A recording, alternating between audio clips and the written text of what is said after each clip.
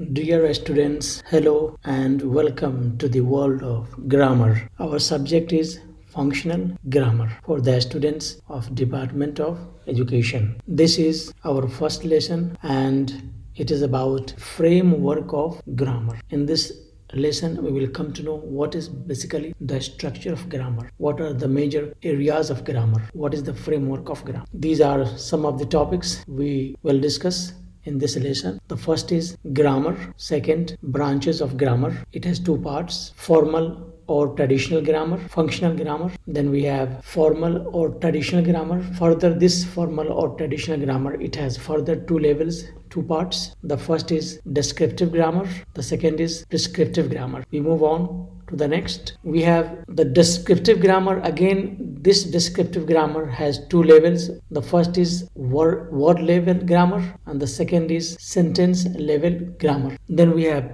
prescriptive grammar. Then we shall discuss about difference between descriptive and prescriptive grammar, and then we have functional grammar. These are some of the topics we shall discuss in this lesson. So let us first start with the discussion of what is grammar. We are very much familiar with this term. We have always studied the subject of grammar since our childhood, during the school days and so on. And we know a lot of grammar, this and that. We know that we have done a lot of grammatical exercises and so on. But exactly what does it mean? What is the definition? What does grammar basically deal with? Here we are going to discuss the philosophical part of grammar, not in the traditional sense that we have studied grammar books. So let us come to discuss our first point. The first point is grammar is the system of a language. System of a language. When we say system, it is very much related to science, because scientific knowledge has system, has certain patterns, can be proved, can be verified. So grammar is the system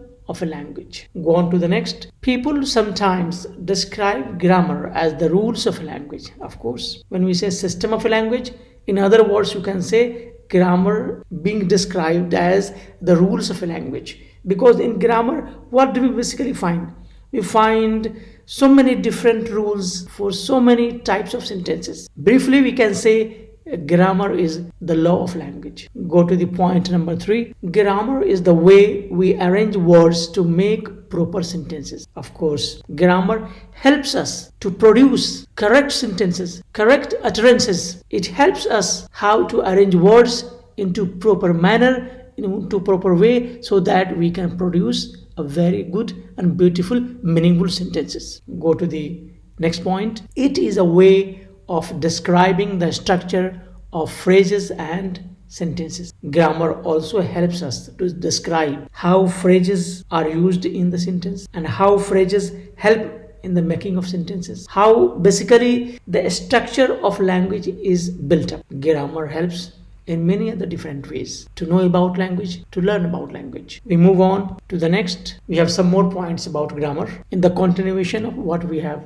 just talked about. So the next point about grammar is grammar accounts for all of the grammatical sequences and rules out all the ungrammatical sequences. Look here, grammar always in favor of grammatical sequences, that is to say correct patterns, and rules out. When you follow grammar, what do? We are very careful in making our sentences correctly. We are very careful in creating our sentences correctly. We are very careful about making our sentences free from any mistake. So when we talk about grammar accounts for all of the grammatical sequences, it means that correct sequences, and rules out all the ungrammatical sequences.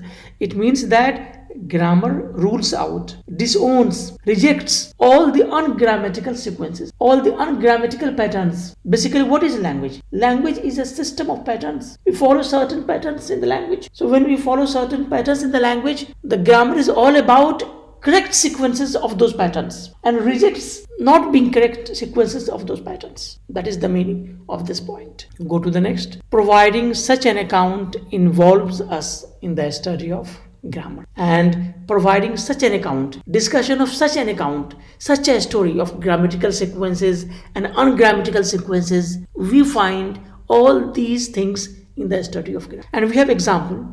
Look at the example. If you see the example, you will find that we have a pattern of grammatical sequences and we have the pattern of ungrammatical sequences. Look at the first phrase, the lucky boys. This phrase, the lucky boys, it has grammatical sequences. It has correct patterns. Therefore, it is correct. But go to the next example, boys the lucky. It does not have grammatical sequences. It does not have correct patterns. So we can call it ungrammatical sequences. Therefore, it is false. Likewise, go to the third example, lucky boys the. This phrase also does not have grammatical sequences. It has ungrammatical sequences, does not have correct patterns, does not have correct system. Therefore, grammar talks about all those grammatical sequences and rejects all those ungrammatical sequences. And to study this point of view of language is known as grammar. So this is about explanation of grammar. This is about what is grammar. This is about what we know grammar is. So now it's clear what is grammar. Now we move on to the next branches of grammar. Look, there are two major branches of grammar. The first is formal or traditional grammar. Sometimes we call it formal grammar or sometimes we also call it traditional grammar. The second is functional grammar. Let us first discuss about formal or traditional grammar. What is this? Point number 1. It is a framework for the study of the structure of a language. Look, formal or traditional grammar. It is a framework. Framework means it is a structure. It is like an outline for the study of the structure of a language. Means formal or traditional grammar helps us to study the structure of language. Go to the next point. It has its root in the work of classical Greek and Latin language. Look, formal or traditional grammar finds its root, traces its root in the work of classical languages like Greek and Latin. Look, at one point of time in the history of language, Greek language and Latin language in the past, they were very famous, and other languages like English, they used to derive all the grammatical rules from those languages. Therefore, formal or traditional grammar, it has its root in the work of classical languages like Greek and Latin. Go to the next. It is also known as a school grammar. Look, traditional grammar or formal grammar is also generally known as school grammar, which we have been studying since our childhood during our school days. Go to the next. It is the most widespread and elaborate grammar and is widely used in language teaching all over the world. Look, formal or traditional grammar is the widely used grammar all over the world. It is widespread and it's elaborate, means that its scope is very wide and people all over the world in some way or the other are familiar with formal or traditional grammar. Why? Because we have always studied this kind of grammar in our school days. Go to the next. Functional grammar. Functional grammar is different from formal or traditional grammar. Functional grammar, look at the first point. Functional grammar is used to describe language in actual use. Look, functional grammar is to describe how language is used in the actual situation, in the real situation. It does not talk about grammatical patterns. It does not talk about the grammatical rules. It talks about how language is used in a real situation. Go to the next point. Its focus is on texts and their contexts. Look, functional grammar focuses more upon texts and their contexts. What does it mean is that, look, text is any spoken or written expression. So anything that we speak or anything that you write, every text has its own context and it has its own background. Without context, without background, any text cannot happen, cannot come into birth. So this kind of functional grammar looks upon the text, how it has been created and what effect it has upon the speaker and the writer. That is why its focus is on texts and their contexts. Go to the point number 3. This type of grammar sets a language as a resource for making meaning. Look, this type of grammar looks at language from the perspective of meaning. Somebody has written something, there is a text, there is a paragraph. You may talk about that paragraph grammatically in a traditional manner, in a formal manner. You can talk about what are the words and the phrases and so on. That's okay. That is the formal way of looking at the text. But the functional way of looking at the text or any written piece is that it looks at its meaning. One text sometimes may have different meanings from different angles depending upon how you look at. So this is the point here. This type of grammar sets a language as a resource for making meaning. So one text sometimes can have different meanings depending upon how you look at it and how you interpret, and this is the area of functional grammar. Go to the next point, number 4. Functional grammar discusses aspects of the circumstances under which people enter into verbal or written communication. Look here, functional grammar also talks about certain aspects, the circumstances in which people enter into verbal or written communication. Look, when I am speaking at the moment, what is making me speak about? What is inspiring me? What is motivating me to speak something? What is helping someone to write something? So the circumstances in which people are forced to speak or forced to write or inspired to speak or inspired to write, those circumstances are very important, and functional grammar look at those circumstances because they are very important. Until you have context, until you have background, until there is something that inspires you and motivates you, you are not going to speak or you are not going to write. So the inspiration that you get in the background to speak or to write something is as important as grammatical items. So the functional grammar looks at these aspects of language. And the last point of this slide, functional grammar as explained by Halliday, 1994, is concerned with meanings. Halliday is a very famous linguist. He has written a very famous book, An Introduction to Functional Grammar. He says functional grammar is basically concerned with meanings from different perspectives. That is why sometimes when you read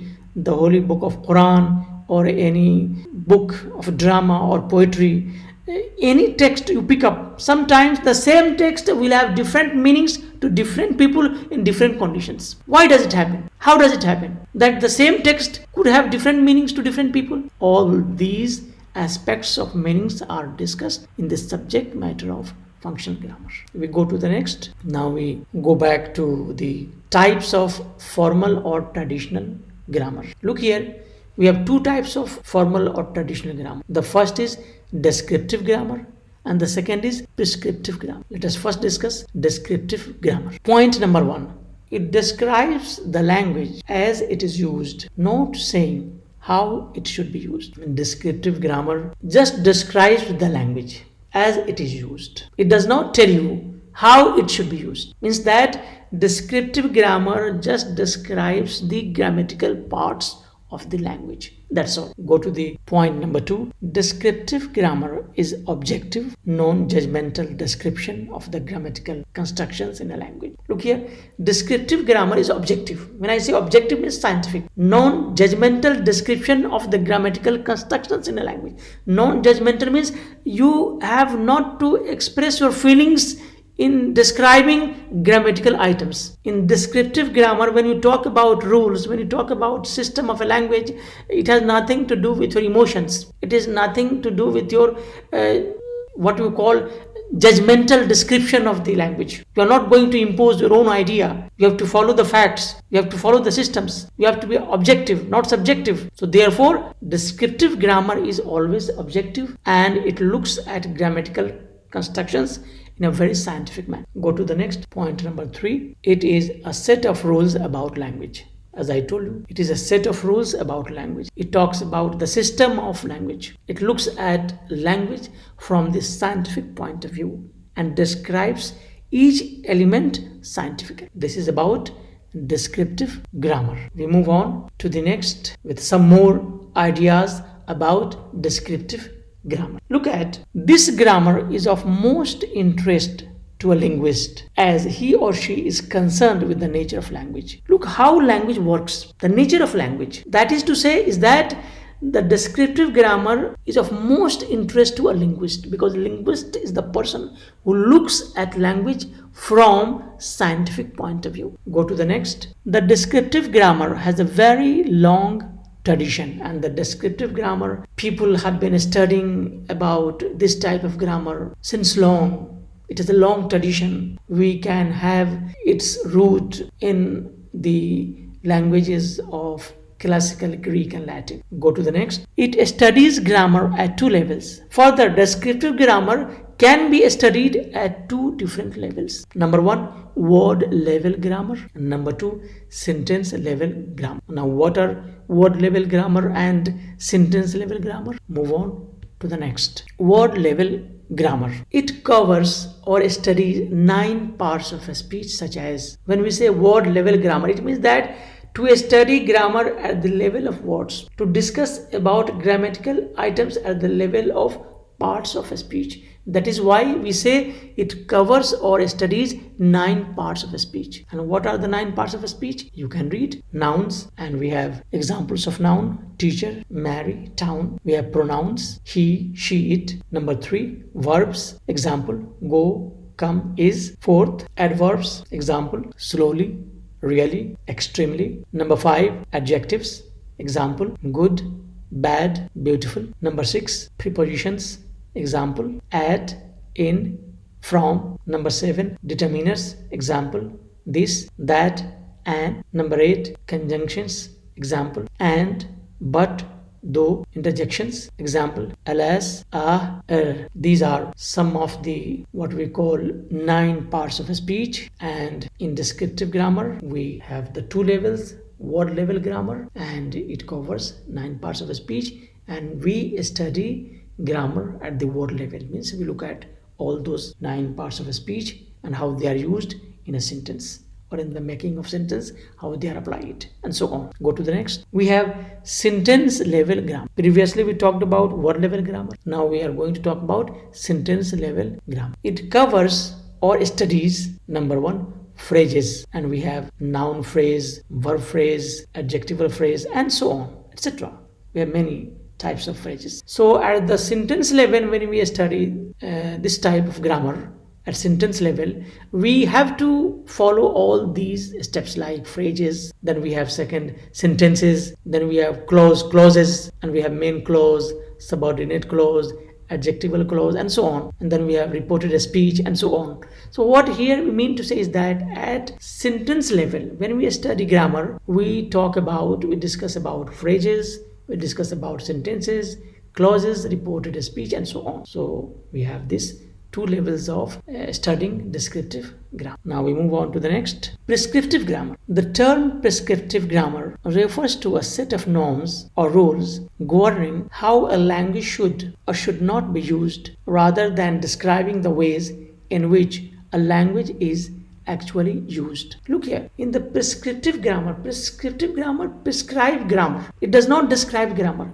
When I say descriptive grammar, the descriptive grammar describes grammar, but the prescriptive grammar prescribes grammar, means that how language should be used and how language should not be used. That is the manner in which language is used. The way we use the language is part of prescriptive grammar. Where to use the language, how to use the language, this is the area of the subject of prescriptive grammar. It does not describe the language as it is used. Rather, how it should be used, we talk about this thing in prescriptive grammar. Go to the point number 2. It is more about your style and manner of speaking and writing in a particular set of environment. Means it is the style of your speech, manner of your writing, how you should use the language, where you should use the language, and so on. This is the area of prescriptive grammar. It does not discuss at all about set of rules for the grammar. Point number 3. It deals with right and wrong or good and bad use of language. So that is why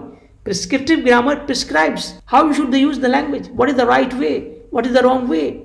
What is the good way of using the language? What is the bad way of using the language? For example, I know language, but how to present myself, how to speak myself with a teacher. This way of speaking with a teacher, my way of speaking with my parents, my way of speaking with my children, the manner, the style, the way I choose what to speak, this way of looking at language is the area of the subject matter of prescriptive grammar. But descriptive grammar is different. That just describes the language as it is. So now we move on to the next. Difference between descriptive and prescriptive grammar. When you know the difference, your idea will be very much clear about what is descriptive grammar and what is prescriptive. Look at the first point. Both descriptive and prescriptive types of grammar are concerned with language, but in their own different ways. Look, both types of grammar, like descriptive and like prescriptive, they are concerned with the language, but they deal with language in their own different ways. How? Go to the next point, number 2. Specialists in descriptive grammar. Specialists means experts in descriptive grammar, called linguists, study the rules or patterns that underlie how words, phrases, clauses are used in sentences. Look, in descriptive grammar, like particularly, and the specialists like linguists, they study the rules, they study the patterns of the language, they look into how words are used, how phrases are used, how clauses are used, and how do such things, such elements help in making sentences. Go to the point number 3. On the other hand, prescriptive grammarians such as most editors and teachers lay out rules about what they believe to be the correct or incorrect use of language. Look, prescriptive grammars or prescriptive grammarians such as editors and teachers. Look here, I know English or you know Arabic, but the way you speak Arabic is not the same your brother speaks, your sister speaks. They speak differently. We all speak differently. And likewise, we have editors, the writers, the poets. They use language, but they use language in their own different ways. And sometimes they lay out rules. Sometimes when they write, in the process of writing, sometimes they set certain rules that this way of communication, this way of expression is what they believe is the correct way. Like William Shakespeare, William Wordsworth, they experimented in so many different ways with the language, and people in the beginning did not accept, but later they found those sentences to be in the best of style. So prescriptive grammarians or prescriptive grammar is all about how language should be used, what is the correct way of using language, what is the good way of using language, whether it is right use, wrong use, and so on and so forth. So this is the difference between descriptive grammar and prescriptive grammar. Just keep in mind, descriptive grammar, it describes language. Prescriptive grammar, it prescribes. It helps you, it motivates you how to use language in a beautiful way, and so on. We move on to the next, and we have questions what we have studied so far. The first point we discussed about grammar, and upon the basis of our first point,